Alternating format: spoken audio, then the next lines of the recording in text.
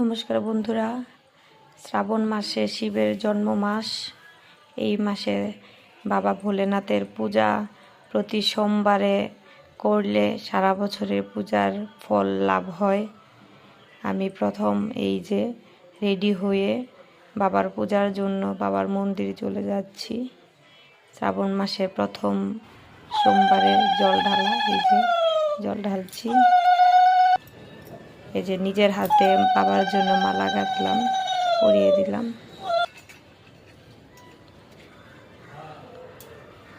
বাবাকে নিজ হাতে সাজিয়ে আমি সুন্দর করে পরিয়ে দিয়ে দিলাম। সব কিছু দেখিয়ে বাবাকে পূজা দিয়ে মনের তৃপ্তি মতন 108 বার ওম নমঃ শিবায় বলে বাবার পূজা সমর্পণ করলাম।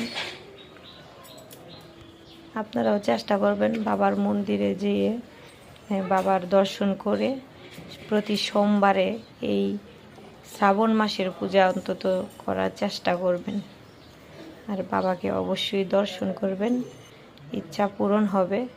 এই মাসে বাবার আরাধনা অবশ্যই যে করে মন থেকে, সে বাবার দর্শন এবং কৃপা লাভ করে।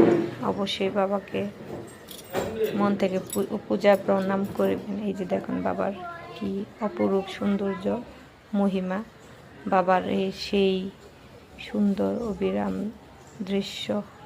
হর হর মহাদেব, হর হর মহাকাল, জয় শিব শম্ভু, জয় শিব শম্ভু, জয় মহাদেবের জয়।